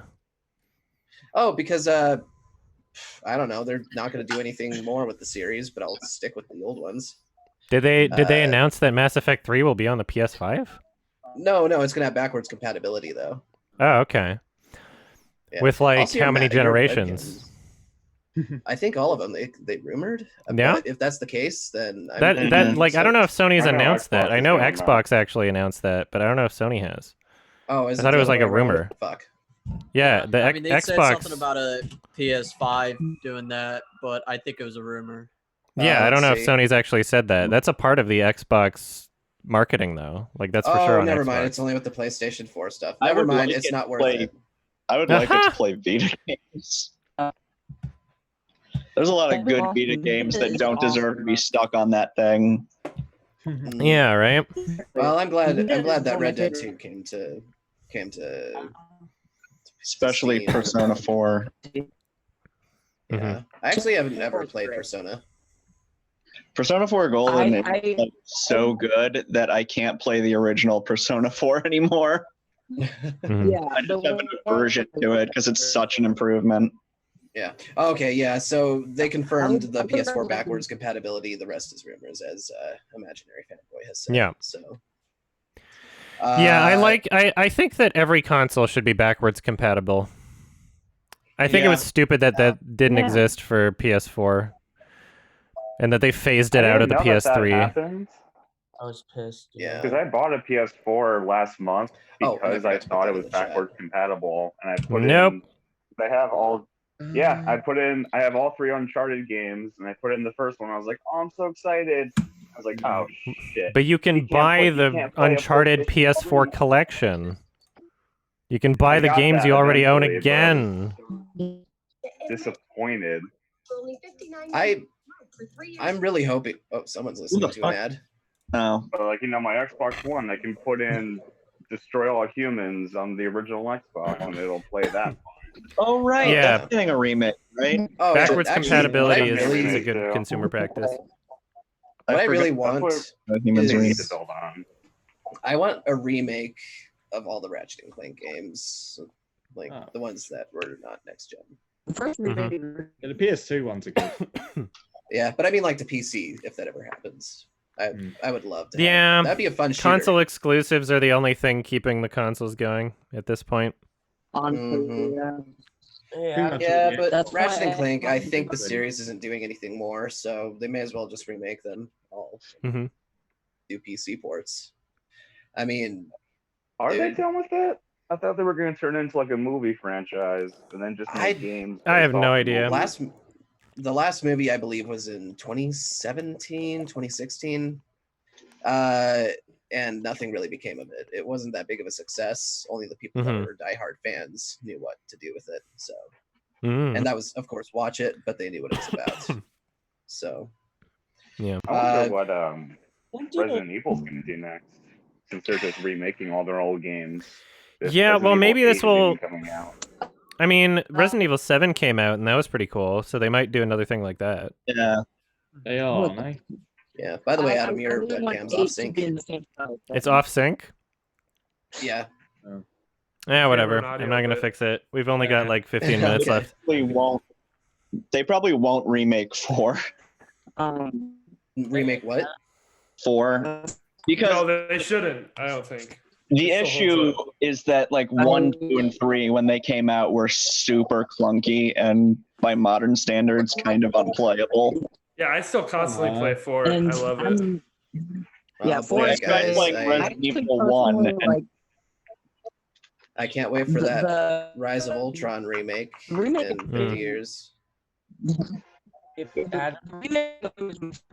breaking up. I'm super excited. You're breaking up. Can't understand Can't you. wait till they remake Fallout 76. I think that's what they need to do from the start, is rethink it. Nah, well, that's what just they're doing, it. because they're Put it in the adding trash. NPCs. Burn it. Yeah. No. It's already in the trash. It's in a dumpster fire. Yeah. I gotta actually show you guys what I do have for my. But I love it. Adam, is presenting. What's up? Is presenting a short film at something like TIFF like same as presenting a feature length, in the sense of like it you have like or like I don't know like shorts get screened in chunks, so they take a bunch of shorts and they stick them together one after the other and put them in like 1.5 hour long segments, usually categorized by like genre. Is it not here anymore?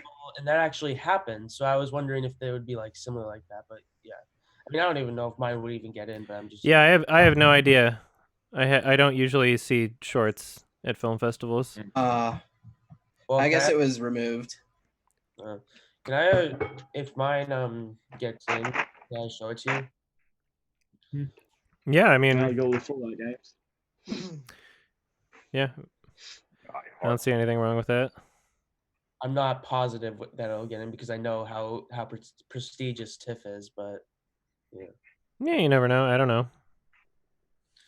No idea. Were you trying to show? I don't know. I was trying to find Fallout 76 on my fucking Steam library because I added ages ago.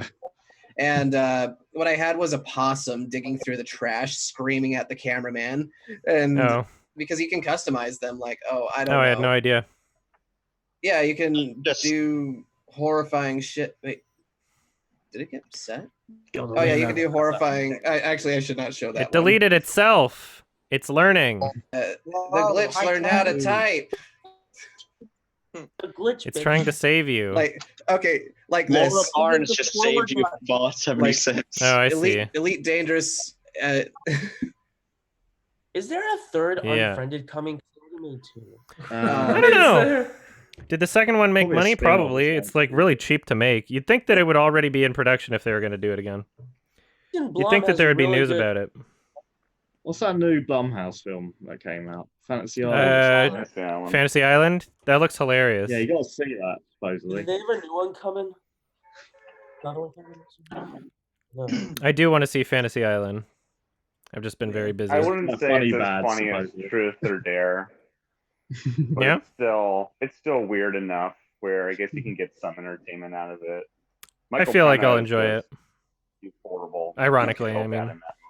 Have you seen anything since Sonic? Ironic entertainment.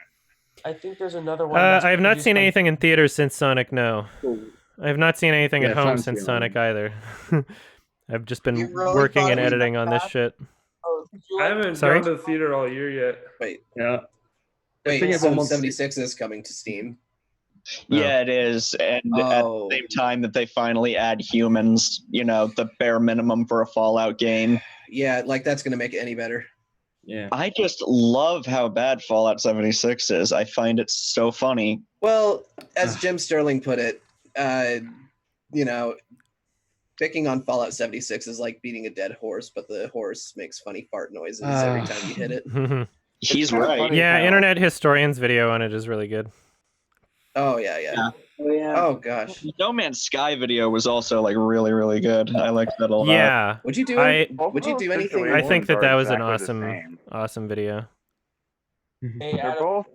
What's up? I could actually. What were you trying to say? You enjoy Marriage Stories? Yeah. It didn't connect with me like it did, like Marriage Story did, but it was good. We talk about it on the podcast, so. I'm not like a diehard Noah fan because like I wasn't crazy about Marriage Story, but I actually really loved Francis Ha. But yeah, those are his big three. The rest of them I'm like really lukewarm on. In the Well. Oh yeah, I was gonna ask. Would you do anything with Frederick Knudsen, or down the rabbit hole? If you ever offered. Streamed some video games with him at a convention once. Oh really? Is he a nice guy? Yeah, he's a great guy. He's nice. Story yeah, would you do anything more with the Internet Historian then? Internet Historian? Yeah, would you do another video with him if he gave you the chance to? Yeah, for sure. I asked him about maybe coming onto the podcast, and he was like, yeah, he said that podcasts don't really work well as a format for him. He was like, said he wouldn't have much to say, and so I was like, okay, fine, whatever. Oh, damn, rejected. Internet Historian is like the only person who I don't skip the Raid Shadow Legends ad. I skip every ad I see. I feel like Raid I don't care if it's humorous. I don't care if it's a funny skit. I think he makes it funny. Yeah, I don't care. I'm not watching an ad. What are you talking about, dude? You don't like stamps? You don't want to make your own. You don't want to make your own website with Squarespace? You don't want to learn how to do a new thing with Skillshare? Make a website. Well, Squarespace did have that magical Idris Elba ad. Oh yeah. That was a good ad. You know, don't you want to tell me how to make my face that was an ad for me. Dollar Shave Club? Yeah. I mean, I'll be honest. I only watched the ads like maybe once, and then I skipped them after because I know it happens. I just felt like Marriage Stories was kind of like Girl Tenenbaums, but without the Wes Anderson style. Yeah. Story porn. Kind of. Yeah. What score would you give that film, Adam? Well, he's gonna talk about it. Which movie? Marriage Story. I think I gave it a 7. Okay. I think that's fair. That's what I gave it. That's it? I thought it was a 6. Or wait. Yeah, I gave it like an 8, so that's close to what I gave it. So, yeah. Marriage Story? Yeah, it got better as it went along. I thought it was a 6. I like Ben Stiller's character, and I liked the connection with Adam Sandler, but all in all, I was kind of bored. Yeah, I wasn't super invested in the first chunk of it, but as it went along, I started enjoying it more. I thought you said like the Adam Driver movie. I got confused. No. So we're gonna end this hangout in a bit. Any final comments, questions, people that didn't get to ask as much, or? I have a question. All right. No one's interrupting me this time. That's sweet. Is the next Kaufman movie gonna be the Yoda prequel? What? Sure. All right, next. Okay. What movies would you consider to be a masterpiece, but you don't give a 10? I don't know if that's a thing. Oh. I don't know if I consider something to be a masterpiece and not give it a 10. Like a personal I don't think I do that. masterpiece that okay isn't technically. I don't know. No, I don't think I do that. I don't think I've called something a masterpiece and not given it a 10. No, I mean I even give Neil Breen movies a 10. So. This film was a masterpiece. 5 out of 10. Those are hard to find. How about Paris or Upstream Color? I don't know if I would consider them masterpieces. So. Yeah. You think you'll make a video on Upstream Color or Primer? I might. I'm thinking maybe I'll recommend it for the podcast. I don't think Alex or Ralph have seen it. It was on the Criterion channel, and I just watched it, and I loved it. Yeah, it's really good. What movie is it? Upstream Color by Shane Carruth, the director of Primer. Oh, yeah. I haven't seen any of his films, but I really want to. Yeah, they don't hold your hand. Yeah, I can't find any of his movies. Amazon, I don't know. Time to buy some physical media. They're on iTunes, I think. Yeah, I haven't actually touched it yet, but I did buy Roma on Criterion. Mm-hmm. That's awesome. Any other questions, comments? Like Parasite and Memories of Murder are going to Criterion. That's what I heard. Oh yeah, they are. Really want Any to catch up on question, comments before we end? How's your Lion King YMS going? Lion King YMS, I've done a lot of work in terms of the watching, the research. I have trimmed down about 40 or 50 hours of interview footage and organized them by section into what I want to talk about. And there's a lot that's been done on it, but first I'm doing my Kimba video because I thought that Kimba was going to be a small segment within the YMS of The Lion King, but now I'm at the point where there's way too much I want to talk about with Kimba, so it's its own video, and I'm going to finish that up. Losing battle, Adam. Yeah, I'm going to be doing Kimba. Hopefully that's done in like a couple weeks or something. And then I'm going to edit my music video and get my album thing out, hopefully, and then just go full force on The Lion King, of which I've already done a lot of the work. Just I haven't done the recording and editing part. So. How's your day been going? Sorry, what? Well, how you been? How's your day been going? My day?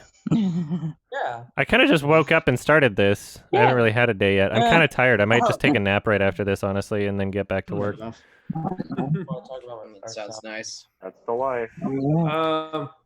I had a question from my friend, which is thoughts and maybe a rating on I think it's called Gattaca. Gattaca? Yeah. Gattaca's at least a 7. I think probably an 8. I think I gave it an 8. Let's see. I haven't seen it in a while. He said it was one of his 10s, so he wanted to. Oh no, I gave it a set. I bumped it down to a 7. It doesn't improve with time. Let's just say that much. The more times I see it, the more certain I am that it's a 7. I think I bumped it down from an 8. I really love it. I connect with it. I think the music's awesome. It's well shot. It's a cool story. There's some really goofy elements to it. There's some plot holes. Some parts are really cheesy. But yeah, really, I watch that movie every couple years, so I like it's a personal kind of favorite sort of thing. Maybe it'll make your guilty pleasures list or something. I don't know. No, it would be on my actual list of 97. It wouldn't be a guilty pleasure. Well, thanks for the. I think it's list worthy. How's the album coming along? It's coming along well. I just got sent the newest version of the master, and I'm going to be probably listening over that today. So we'll see. I'm also doing back and forth about the album art with an artist, and that's going well. That's good. Questions, comments before the end? I'll go next. Sure. Adam, have you seen the early Kevin Smith films? Because you haven't rated them on IMDb. I saw Clerks. That was his first, right? Yeah, Clerks, Dogma, and Chasing Amy. Yeah, I think it's been too long since I've seen it to rate it, though. I'd be interested. And I saw Dogma also a long time ago. I wasn't that big on Dogma. I liked Clerks more than I liked Dogma, I think. Yeah, I kind of like his early ones. So he got worse as it went along. Oh, he's terrible now. He's awful right now. He did Chasing Amy too. That has a Criterion. I have a $50 gift card for Criterion. I don't know whether to spend it on a Roma Blu-ray, a Naked Blu-ray, an Election Blu-ray, or a Sallow Blu-ray. That's up to you. Sallow. I mean, Sallow I haven't seen, but I always wanted to, and I don't know how else I would watch it. But Election, Roma, and Naked are 3 of my favorite movies. Yeah. Spend it on one of your favorites then. Yeah, I guess. That's what I do. Yeah. If you only got one gift card from one movie, don't do it on a blind buy. Yeah, I know. All right. Well, I have a question. Sure. Have you ever seen any other films from the guy who directed Hausu? I always forget his name. No, I don't think so. I'm wondering if I should. Yeah, I've heard. Well, me too, because I've heard that they're interesting, but I've heard very mixed things about his other films. Yeah, Hausu, I don't know, like, how much I would get from his other, like, okay, so if you go into IMDb, it's, like, known for, first thing is Hausu, Next thing that comes up is Turning Point. It has 10 ratings on IMDb. It's like, what? Huh. The next one after that has 191 ratings. It's like, nobody's seen these other movies, so I don't really know. Yeah. I've never heard that he's a director that I should check out more from, but I love Houseu, obviously. You watched the video on Houseu, how it relates to war and its symbolism? Yes, I have. Yeah. Yeah, I think that was done for... I don't remember who made that video. It's done for like a company. It might have been like a Criterion thing. I don't remember. But yeah, it was really, really cool video. Any other final questions, comments before we wrap this up? Yeah. I have a question/comment. Do you like Bill and Ted? Never seen them. Yeah. Love them. I don't know if you would. I don't know how much you'd like it. You might think it's kind of endearing. I don't know. Yeah, I don't know. I'm certainly not excited for the new one. If that, like, I don't. So. I don't know, like, because I've never seen them, and I don't know. There's not that good of a track record for like sequels and remakes of like 80s properties, even if the original people are involved. It seems like the magic gets lost somewhere, as that's usually what's been happening. Looking forward to the Matrix either. Yeah. Anchorman 2, Oh, yeah, Zoolander did you see 2. that picture? Did you What see picture? that picture of the Matrix 4, Trinity and Neo on the bike? Yeah, It's I'll so definitely fucking watch that. pathetic. Oh, well, I don't know. It's I know, just one I'm picture. really How good, can it you say looks that's really pathetic? bad. We don't know I'm anything so about it. The Dark Well, Crystal. it was amazing. I don't know. The Dark Crystal TV show. One thing I do know is that Neo's fucking dead.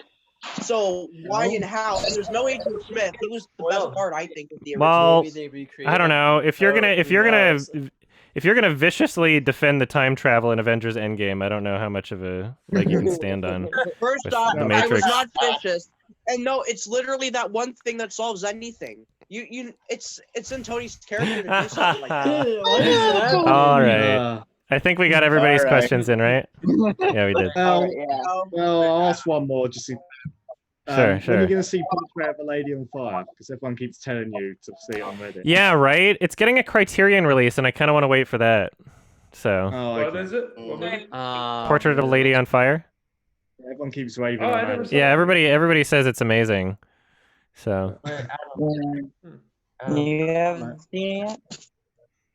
All right. I just want to say thanks for all the hard work. All right. Yeah. Oh, thank you so much. I appreciate it.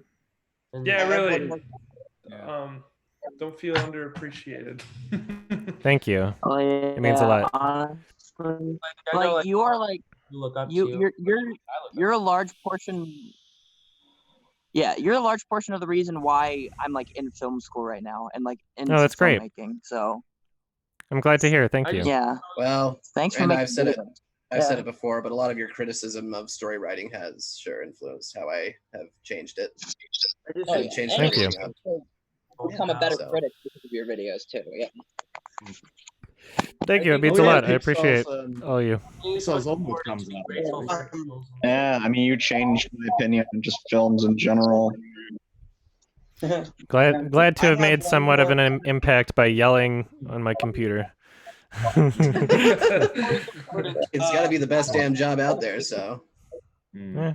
I think I I don't know. have one more question/comment. All right, I'm bracing myself. Seen real?